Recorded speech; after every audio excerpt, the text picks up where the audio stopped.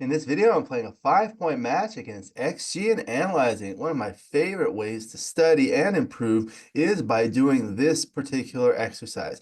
You play a match and it's automatically transcribed. Then you go and see your errors and you can learn from your errors. That's the best way to improve. You need to identify your errors and kind of work on that. And there are a variety of tools that you can use in XG to do just that, and I'll show you some of those in this video. Thank you for joining me. I hope you enjoy this video. Please like and subscribe, and you'll be notified every time I upload a new video. Let me know what you think in the comments below, what you'd like to see in future videos, and I'll work on that. With the membership feature, you can get exclusive access to the most popular videos. My book, Backgammon, Backgame Strategies, is available. There's a link in the description to where you can get it. And if you're interested in lessons, please contact me via email. My email address is also in the description. Again, I'm playing a 5-point match against XG on a beautiful FM Gammon Talat board with a green inlay and black and white points with the Hector Sachs brown checkers and white checkers. The XG board is made by Rain. He makes beautiful XG boards. There's a link in the description to where you can get it. I'm playing the brown checkers at the bottom, XG the white checkers at the top, and here we go. Opening 6-1. This makes the bar point 6-2. Just have to run 2-1. This is where you can make the 5 points. So that's something a lot of people do not find. You could do that. We'll look at that in the analysis. Okay, so 4-3. I have to bring this around. 5-4 hit and split. Okay, duplicates the aces. 6-3 is a little awkward, but I can duplicate some fours here that hit here, and anchor. 5-3 can hit from the back. 5-2 will come in and hit on the 18. 2-1 can hit back like that. Now the 3-2, I think I'm just gonna have to play safe. I mean, I can come in like this and hit loose there. It does put the opponent off balance with 1, 2, 3, 4, 5 other blots.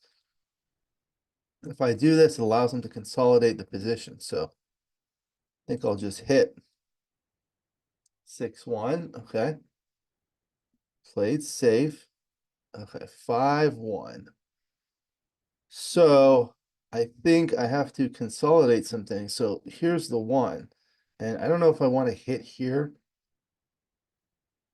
This 5 looks nice because it unstacks. It only leaves the 7 shots here. The 4s here are kind of duplicated here. 6s, I don't know if he'll want to hit back there. Okay, double 3. Shift, okay. So that's a little bit of a committal play. See, that's the idea, but with this big gap right here on the 3, 4, 5, probably a pretty comfortable take, even though he can hit here with 1s and 4s. Some of them are a little bit duplicated, like 3-1 and 5-1 can make the 5 point. 4-2 and 4-2 and 6-4 can make the 4 point. So I can take this. I do have the 5 point. That's important here. 6-5 anchors. So 5-2.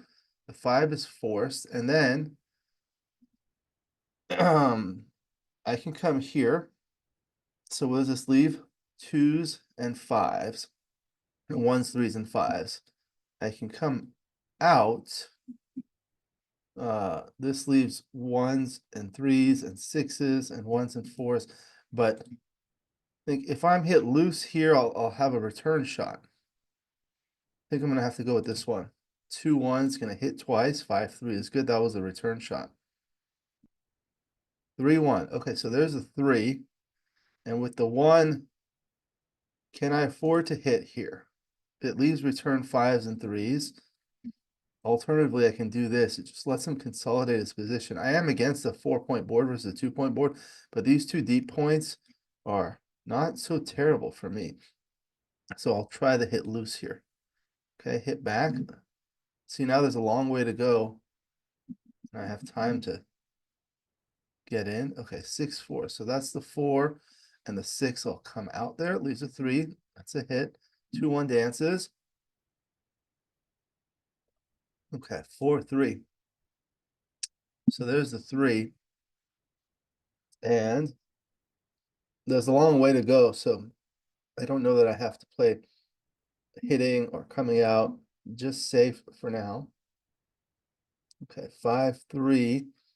I can come out, gives a little bit of outfield control, leaves sevens, except for 6-1. So that's four numbers. And then it also leaves 6-5. So that's six numbers. Alternatively, I can play here, make the point, or I can bring one down. How much improvement do I have here? I think that's pretty good, actually. Gives good outfield coverage. So I'll try that one. 6-4 hits.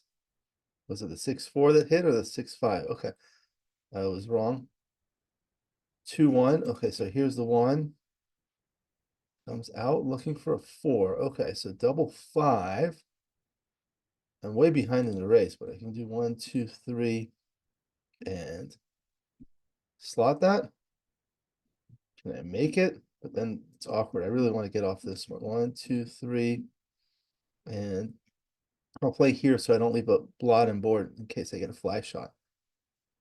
That or 2 doesn't hit, but I can make this point. I can also make this point, but I'd rather make the pure point. Now I have 3 builders rather than here 2 builders. 6-4. Okay, so looking for a 5-2, 4-2 makes the 3 point.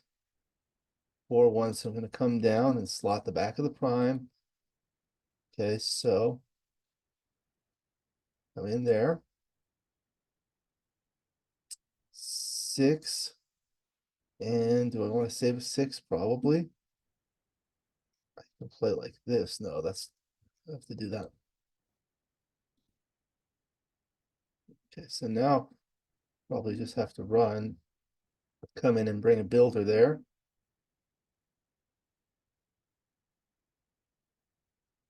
So now it's unlikely to get a shot. 1, 2, 3, 4, 5, 1. You can double click the bear off tray and it'll bear off 2 checkers if you can do that with one from each die. And I've set it to automatically play the forced rolls. Okay, so that was the first game. Now I'm down 2-0, 5 away, 3 away. 3-1 makes the 5 point. That's very valuable. 6-2 makes the bar point. 4-1. So I can do this.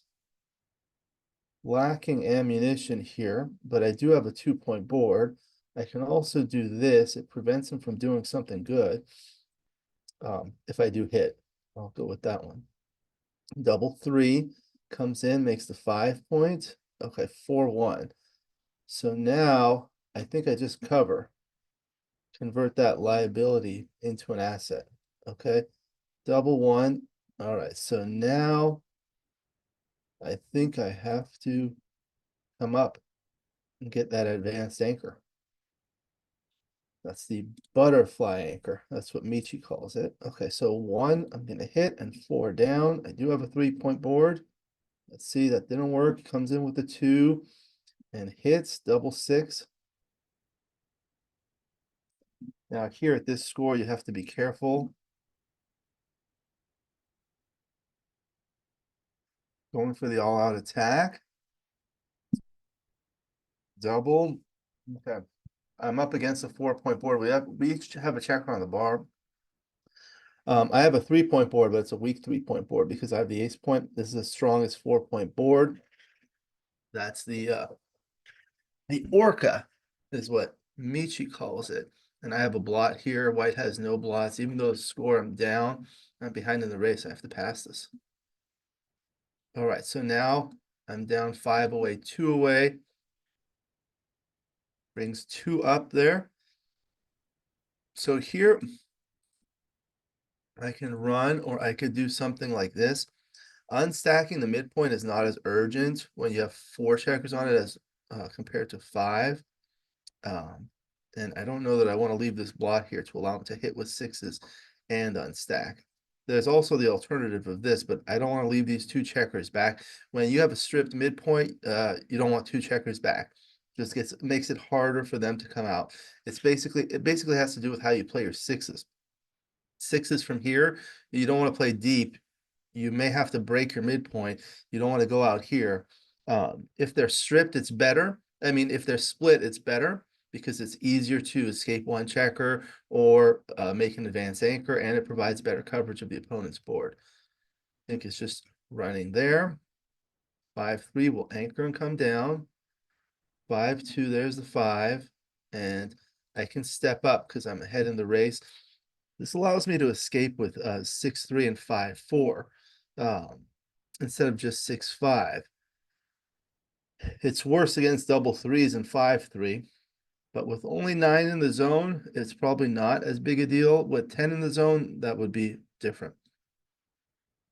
6-5 allows him to play behind. 5-2, I'm just going to try to make a run for it. Okay. So 4-1. Let's just go from there. 3-2, wrong 5, but it does make the 5 point. Okay, so now I'm going to go there, play behind. Builders everywhere. So I want to wait until I have maybe like a 15% racing lead, but it's not going to happen now with that double 4. I'm behind in the race. 6. Nice distribution. Okay, so that's not good. Okay, so I'm down 16 in the race. Redouble. It's an automatic redouble. I think I'm down too far in the race here. Take this. Also, this is going to be a little inefficient, but I have some time. I think I'll have to pass this one. Okay. Now it's Crawford.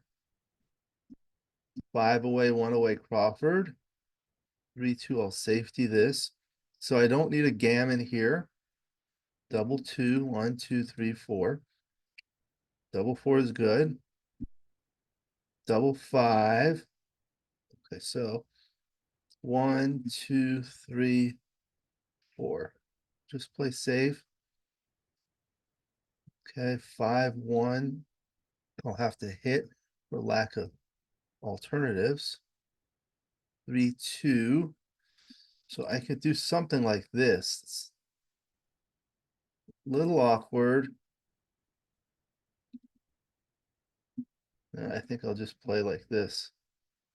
Can't hit and no, just have to play there. Okay, double 6. 4-3. So 4 I'll cover and 3 only leaves 6-3 and 5-4. Okay, I'm up a little bit in the race. Just play safe there. 6-1. Okay, I guess I just block it here. Double 4s also hits with the aces. There's a double 4 for me. 1, 2, 3, make another point. 4. Now I might win some gammons, but they're not too valuable because they get me to the 3 away score. Okay, so double 6, 1, 2, or 1, 2, 3, 4. Don't need to leave that. So 4-3, play here, flexible 6, and then this does leave shots on double 6, double 5. Play here. 6-4 is good. So the 5 is there. That leaves a shot. 2 and then 1.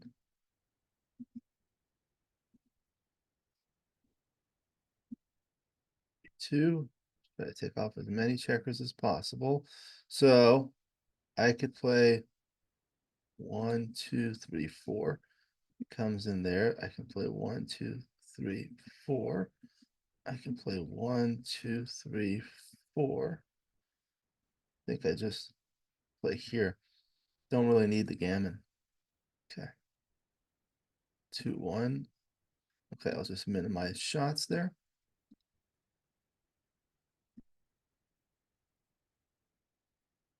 All right, so now it's post-Crawford. So now I'm going to double immediately. So barring gammons, if I double immediately at 3 away, 1 away post-Crawford, if I win 1 game, then there's 1 more game that I have to win.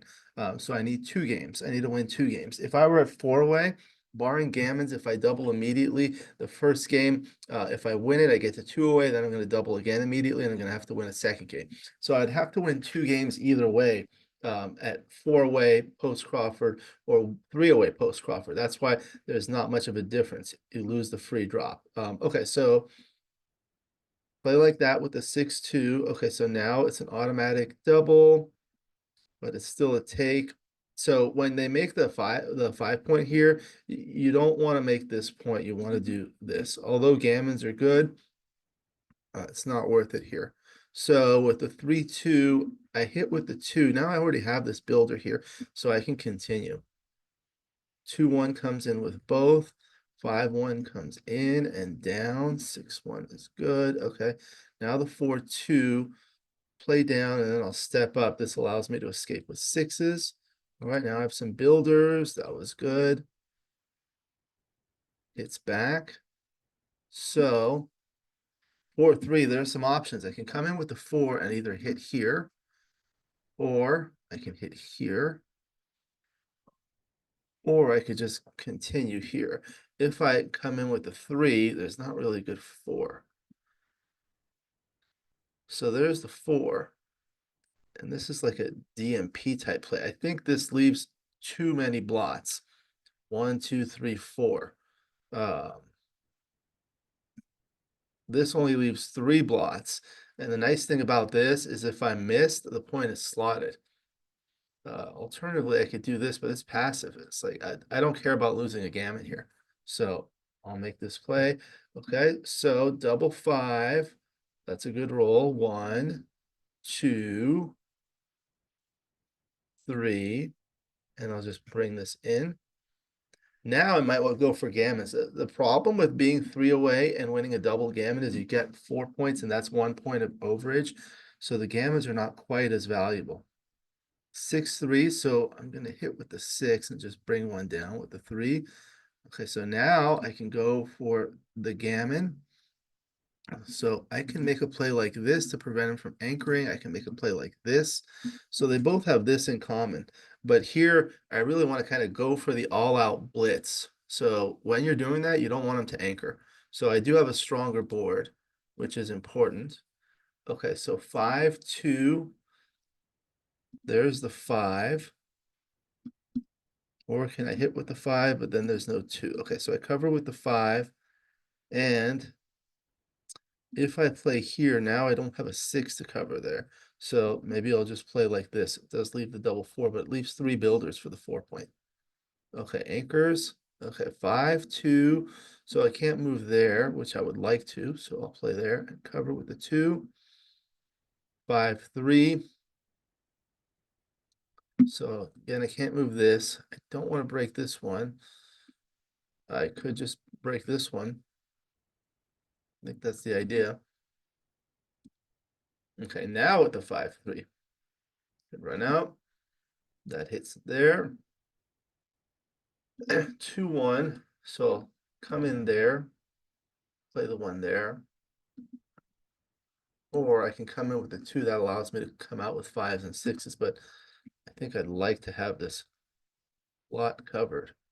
Double 3. Okay, so I don't want to because that breaks the communication between the back checker and the anchor, but have to move up. Now I'm looking for a 2, so that was good. Okay, 5-1. Okay, so there's the 1 and the 5.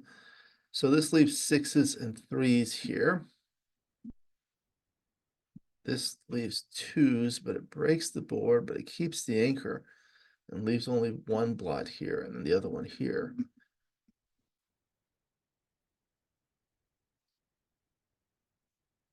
I think there's just too many numbers here that hit. I'll have to do this one. I'm not sure this will be a good one to analyze. 3-2 hits, 6-5 dances, 6-4 comes around, can't come in again. 6-3 is good. Double 4 comes all the way around. 3-1, I'll have to safety. Race is decently close. So I'll just get 2 crossovers here. 6-1 was good. Have to stay back there. And then do I play here? Yeah, I think so. 4-3 makes the point on head. 4-2. I'll bring the crossover here. Double 2, so 1, 2, 3, 4. Or do I want to get both crossovers in case I roll big?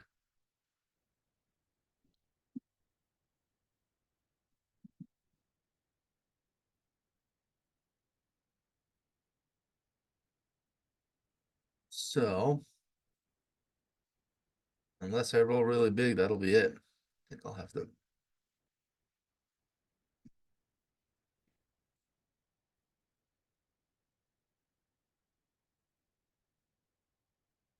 That is gin. Now I'll analyze it. Okay, so this is how you learn. This is the part where you learn. So we'll go through all the moves. The straightforward ones we'll go through quickly. 6-2 is just run, and then the 4-3 is just safety. 6-3 comes in and all the way out. 5-2 hits.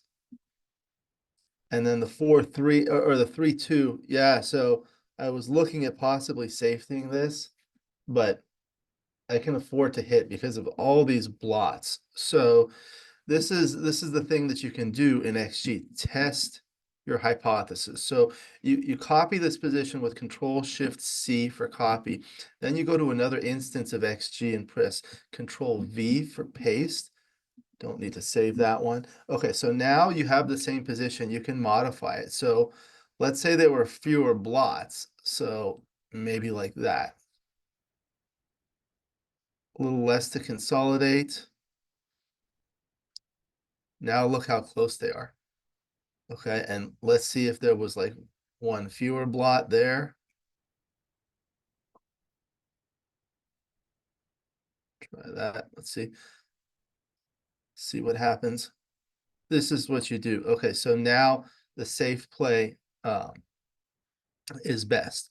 So this is what you do. You look at it and you examine the position. Here I saw there were all these blots. So I thought because of all these blots, I can afford to hit loose even with a weaker board. So to test that hypothesis, I paste it onto another board and then modify the position and see what happens. That's what you want to do. That's a great way to learn. So that's something I definitely recommend. And then the 5-1, yeah, this is the one I didn't want to hit there. Couldn't come in. Okay, double and it's a take. So let's do the plus analysis. All right, so what are the aspects of the position that make it a double and make it a take? So you can do the dice distribution, Control-Alt-D like that, or you can go to Analyze Dice Distribution. Okay, and then I'll do this. What I do is I go to Graph, double click the line, the icon with the most red bars, and then I double click the area to make it a 2D graph, and then I hit after double take. So what are the market losers? So you see this is 1. So anything that's greater than that. So double 4 is huge, double 5 is good, and 6-4. We can also see the dice map. Yeah, the double 4 is huge. Okay. And then you can see the second rolls also, and first and second rolls. This isn't particularly useful. But so it's basically the threat of hitting this one. So let's do the same exercise, copy and paste it here. Now let's see what makes it no double. So let's say I safety that blot. Now, yeah, it's not a double. Okay, so what if I didn't have this 5 point?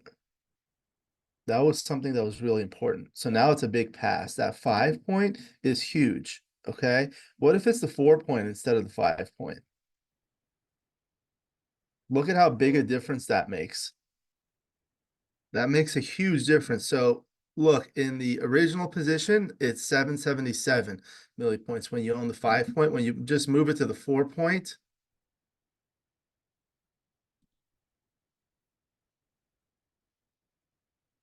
It's like that. No, this is unlimited games. Sorry. Now it's 954. And then moving it to the 3 point. Now it's a pass. What if it were the bar point? Barely a pass. So anytime you own the 5 point, it's really strong. Now, what if the board were a little bit better? Now it gets much stronger. And if it's a little bit better there, no, it's still a take. And that's because this one's not so useful anymore. Okay. So that's what I do. Okay, let's go back to the original position, and here you see you click for double take, and that changes things. White's winning 60% of the time with 40% gammon. So see, when the score is different at 4 away, 5 away, those doubled gammons win you the match perfectly. So now it's a big pass. Not a big pass, it's a small pass. However, at 3 away, 5 away, that extra point of overage makes it a blunder to double. So that's important to learn about match strategy. All right, let's continue here.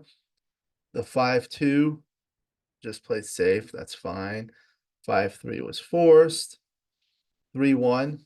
Yep, hit there. Couldn't move. 6-4 came out. And the 4-3, yeah, I had to play behind. Couldn't afford to play that way. 5-3, okay. So it looks like it preferred the 3 point.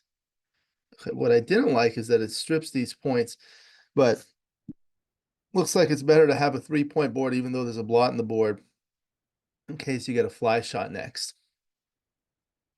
Okay. And then the 6-3 had to play safe there. 2-1 hit and lift. Double 5. That's the way. Had to do that. 4-2 makes that point. The next 4-2 makes that point. And then the 4-1, you go like that. And I don't think there was anything interesting. Oh, this one runs all the way, so this doesn't matter. Small difference. This is where you run. And that was it for the first game. Now the second game, make the 5 point. And here, split. I guess you can do this because you own the 5 point. The 2-1 does win some more gammons, but it prefers splitting. Okay. And then the 4-1, that's when you want to cover. Okay, the 13-8 does redistribute the builder to the 8 point, but when you have a checker on the ace point, the blot, it's a liability. Once you cover it, you make it into an asset. The double 1, I had to come up there, and 4-1 was hidden down, and 5-2, 3-2, I couldn't do anything. And this was a pass. So yeah, I just had that blot. Let's see what happens if I didn't have that blot there.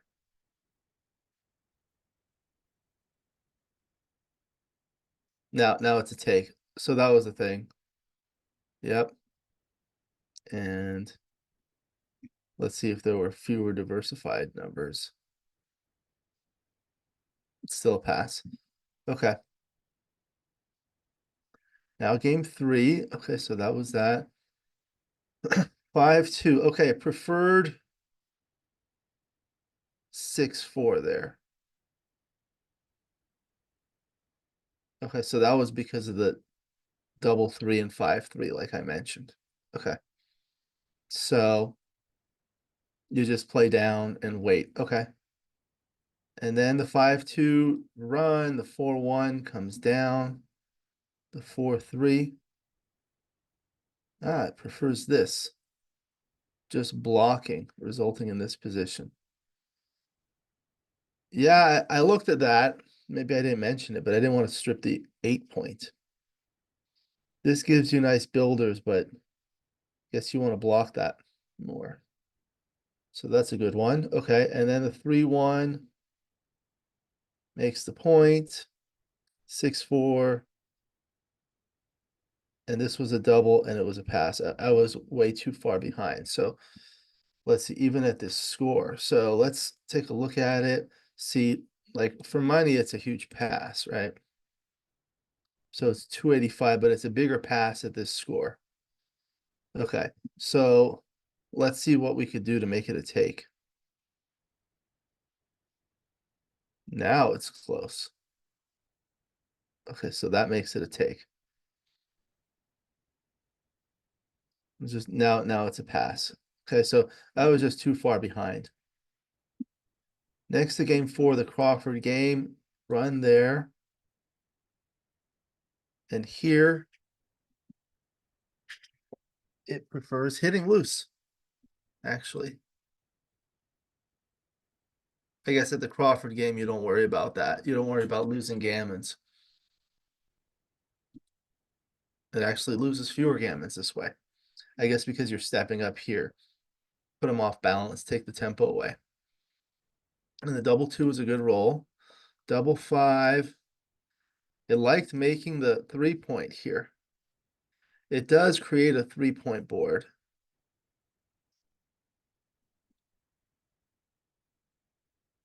Like that. Just the more dancing numbers. It does win some more gammons, but also wins more games. So what did I do? And I guess this is a little awkward in terms of the stacks. This is a nice structure. Okay. And then the 5-1, lack of alternatives. I had to hit 3-2 again. Discuss that. 4-3 covering down. Then the 4-3 was safe again. Here it wanted me to play safe with that board there. If let's say there was another blot, maybe.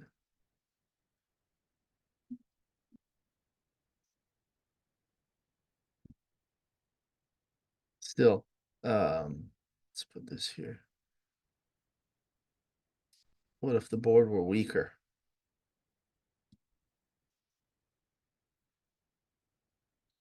Now it's close. What if the board were weaker like that? Still want to do that. Yeah. Okay, so it has to do with the board strength there. Double 4 was a great roll. 7-3 twice. It likes 6-2. Didn't want to leave that shot on the double 5. Okay. 6-2 is a good roll. And the double 6, just like that. 4-3 there. Oh, preferred the 4-3 slightly. Okay. These are technical, nothing special here. And that was it for that, I think. Here's the double 1. Where was the double 1 here? Yeah, that was the idea. Okay. The 5th and final game. So the 6-2. Oh, you could do the gammon go play. Okay. And then this was a automatic double, and it was a take here. The 6-1. Okay, so this was interesting. Normally for money, this is what you do. For money, you go like this. So you want to make the anchor against the high point. But if you rolled a 5-3, now you can make the 5-point. If it's a 4-2, it's close, although 4-2 should hit. This is just for looking at it. Now the 2 plays are close. But here, it's those extra gammons that win the match. You lose more gammons, but gammon losses don't matter. Okay, then the 3-2. It did prefer bringing one down here. Okay, that's interesting. Didn't have to hit twice. Okay. Then the 5-1 comes in and down. 4-2 hits. And then safety. I guess you want to keep this back here. You don't want to kind of get in the range there. All right, and then this. And this was the blunder. And let me see here. Is this the play? No, no. Okay, so this one, it preferred doing this one, brings the checker in the zone, and it's not in direct range, so you can't hit back with sixes there. Okay, that makes sense. And you don't want to leave a direct shot.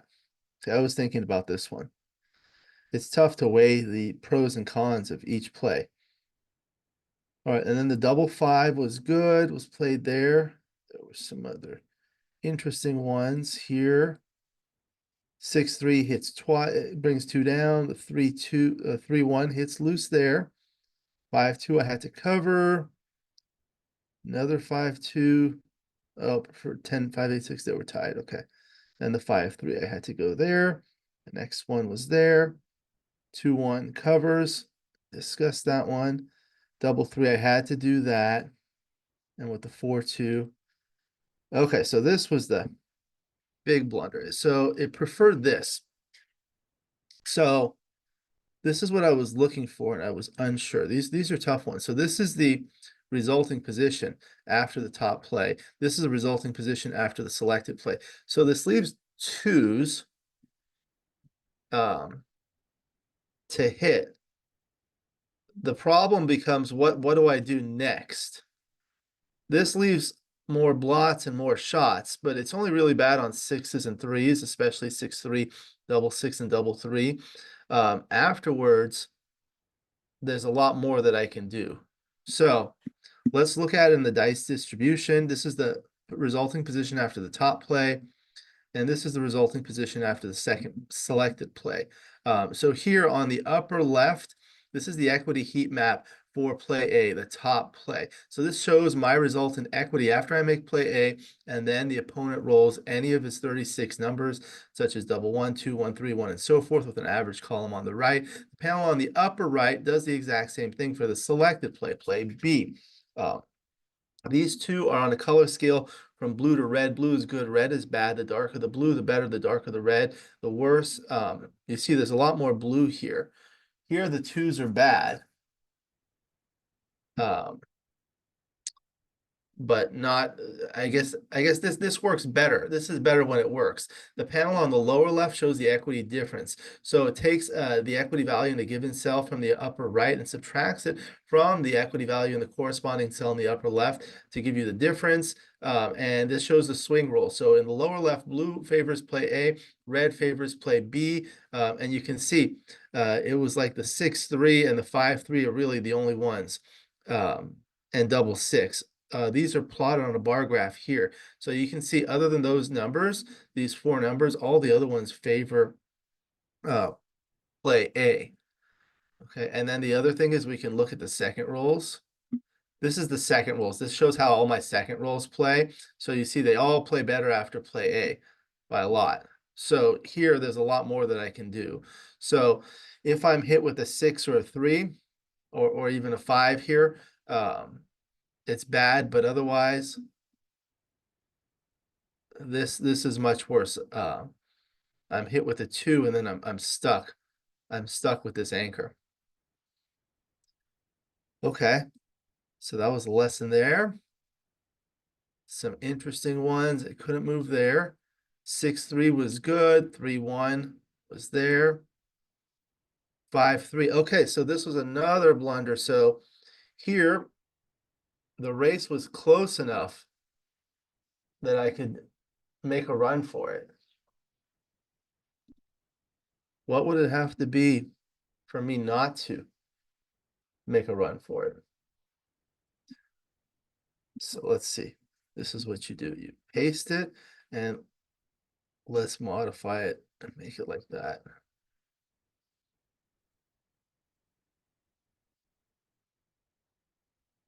Now it's closer. It's closer. So you see here, I'm down only 3 pips. I may be able to win the game if I roll some big doubles. So sometimes people say if you're ahead in the race, race. If you're behind in the race, the converse, you don't necessarily want to maximize contact. Sometimes you make plays because it increases your racing equity. Okay, so the 2-1 didn't really matter, and then the 4-2, and it looks like there was nothing left there. Okay, so that was an interesting match, 5-point match. There were a lot of plays and doubling decisions that were interesting. Some of those blunders are opportunities to learn. So that's what I do. I showed you how to use the dice distribution, how to copy and paste onto a different board. Then you can modify the position. You can move checkers around to see what makes it a double, what makes it a no double, what makes it a pass. And you can also change the score too. So that'll teach you a lot about match strategy. There's a big difference, for example, between being 4 away, 5 away, and 3 away, 5 away. As the leader, doubling in gammonish positions, you see it's a big pass at 4 away, 5 away, but at 3 away, 5 away, it's a blunder. And that's because that extra point of overage on a doubled gammon at 3 away is actually very wasteful. So you want to be careful about that. So this is a great way to practice, learn, and improve. I enjoy doing it, and I highly recommend it. Thank you for joining me. I hope you enjoyed this video. Please like and subscribe, and you'll be notified every time I upload a new video. Let me know what you think in the comments below, what you'd like to see in future videos, and I'll work on that. With the membership feature, you can get exclusive access to the most popular videos. Again, my book, Backgammon, Backgame Strategies, is available. There's a link in the description to where you can get it. And if you're interested in lessons, please contact me via email. My email address is also in the description. I look forward to seeing you in future videos, and until then, keep rolling your dice.